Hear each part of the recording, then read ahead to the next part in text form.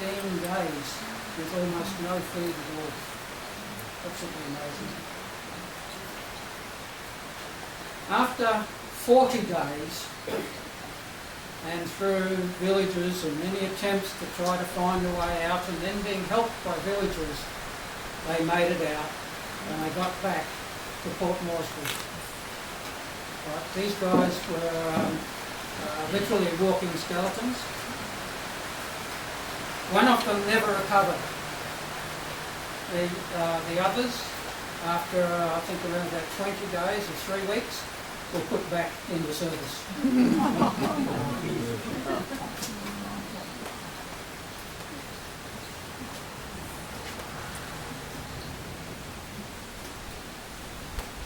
So now I want to talk about the search. These guys, this was the route of escape. You see the red line there, an FD on it means Flying Dutchman. Right? You can see the terrain that they went over and where they followed. And the route that they went, they travelled so far on foot. Second group took the purple path. They camped on top of Ghost Mountain on the first night. They didn't realise where it was. They camped on cliffs. And they eventually made it out to the coast of Gabba and then on to Port Moresby.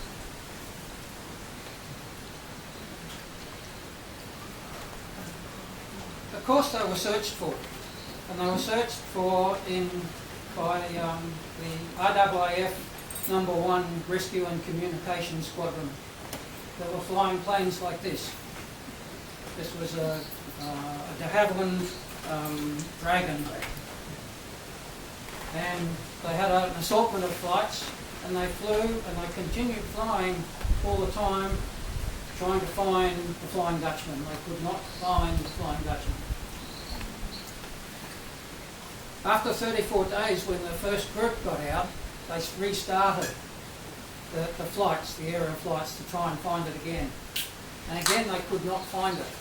And on the 9th of January 1943, so some 2 months after the plane crashed, they held an inquest about the search for the Flying Dutchman. Just prior to that, a ground crew had gone out and tried to find it. And they tried to retrace where those guys had gone out the north had come from. So they walked all the way up through that country and got to within 1.5 kilometres of where the crash site was before they ran out of supplies, were probably suffering some hypothermia up at the altitude, and they had to turn back. They didn't realise that they were so close. So they went back, and then they flew to Port Moresby for the inquest. And on the same day that the inquest was held, some locals found a plane. And they found one person still alive at that plane. That one person was, guess who? The person with connection, the chaplain.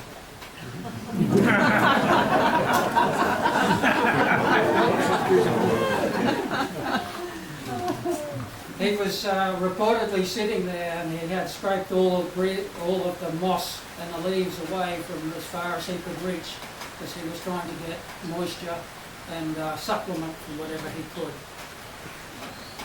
He died in their arms when they tried to feed him some boiled banana. They took his diary back to prove that he'd been found, and what they'd also done is actually kept, realised they had kept a diary on the toilet door of that plane, referred to as the diary door, where they had recorded what had happened. We're dreaming of hamburgers, right? It rained today. Thanksgiving, nothing happening. The boys who left must be back soon. It's about their time to be back. And it's quite a famous diary. If you want to have a read of it, I've got a copy of that. On the 9th of January, but that diary ends. The last entry is on the 1st of January, 1943. they found the one survivor left on the 9th of January. There was only a recording of one dying. Johnny died, and it was on the 31st of December 1942. So it appears that 6 people survived for more than 2 months, for nearly 2 months, with little or no food. Quite an incredible story. So the search for the Flying Dutchman continued. We jumped forward about 18 months, and there'd been no white people, there'd been no recovery. And so in May 1944, when the threat of the Japanese invasion of New Guinea was neutralised, they decided they'd better search and recover those people who were still to plane. And so they started, and for 3 months they searched. 3 months, planes like this continued to fly. And C-47s joined the search as they flew over, and they could not find that plane. Eventually, they spotted something, and they sent in from the ground, and they did actually locate the plane in July 1944. That group of people reportedly went into the plane and recovered the remains of all of those except the pilot. We could not find the remains of the pilot. It was likely burnt in the fire. So that was then settled. The remains were repatriated in a couple of stages, as they are during the wars. And then if you jump forward to 1961.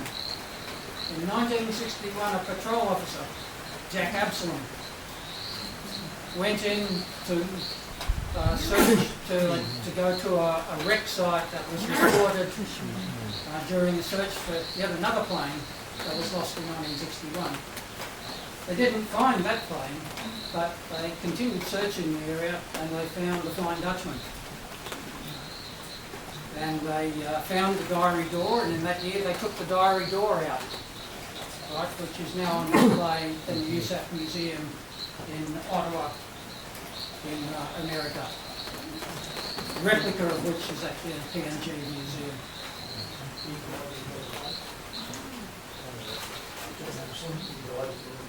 Yeah. John Absalom disappeared on a boat trip. No one knows what happened, but he disappeared whilst on patrol in the Milne Bay area. He was one of those 4%.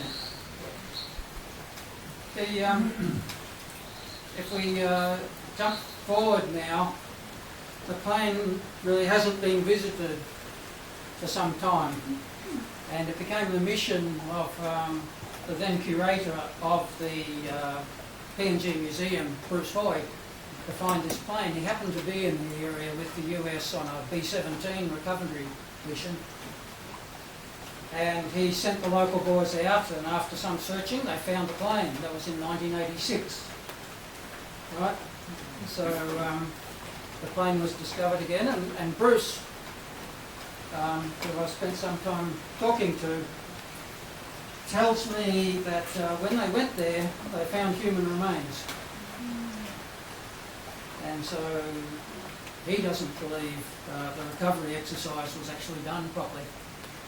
And he took some evidence out and embarrassed the US Department of Defense of going back to go through the site, which they did in 1988.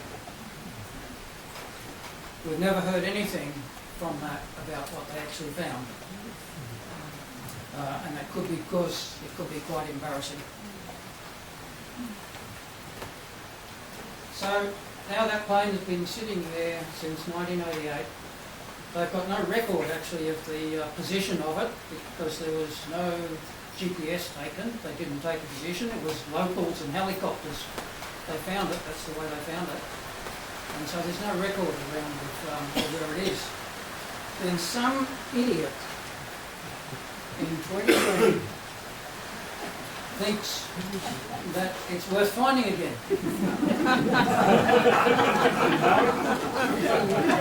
Mind you, this is now not a year and a half or 25 years or whatever. This is getting almost 34 years of jungle growth since the plane has been last visited. And this idiot, with no helicopters, with no magnetic anomaly detector, with no LIDAR, with nothing like that, other than the locals had told him for a long time, they knew where it was. They could take him to it. Every time we've been through there, yeah, we can take him to it. We know the story. And so with a bit of research and a map drawn by a patrol officer, he sets out. And guess what? He doesn't find it. Oh, was that surprising? It turns out that the map that was drawn by the patrol officer was 180 years old. But you've got to give him some credit because that guy was just 20 years old. It was his first patrol that he was put, he was given the responsibility of going out there. So then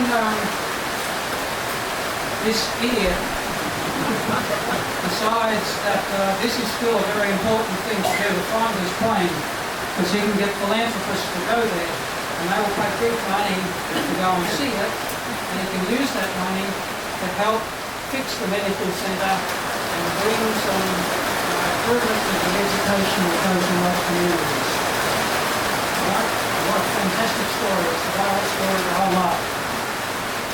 And so in cahoots with the author who wrote about the Ghost Mountain Boys, they convinced the provincial governor to come up with some money to go and put on a trek into that area and film it and promote it and all that sort of thing and get these philanthropists. And so it's all planned and we're all going. And the week before it had to be cancelled because the money never appeared. That's not surprising in PNG, is it? But that idiot decided to go anyway. And with the help of some locals, I'm going to fast forward a little bit.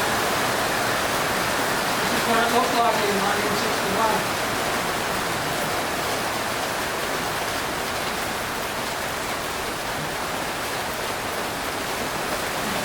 1986.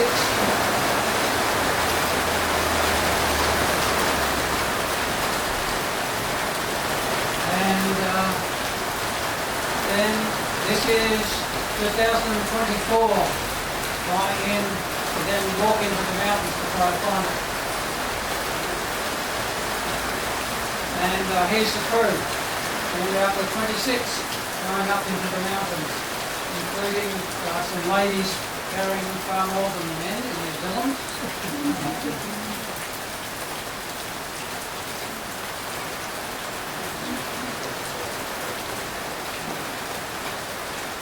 And one other Australian, Richie Richardson, come with me. And here in the top left-hand corner is where we get up into the high country above 2,700 metres, and it's quite a unique grassland. The rest of the trail, as you can see there, isn't particularly well defined. Some of it is freshly cut forest.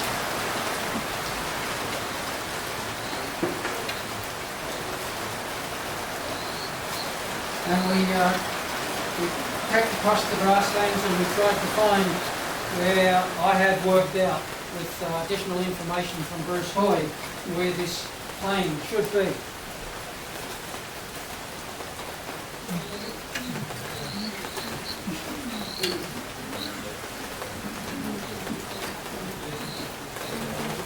And there it is. Plain as day, isn't it? Searching several square kilometres of of jungle, you really have to be within a few metres of it in order to see it.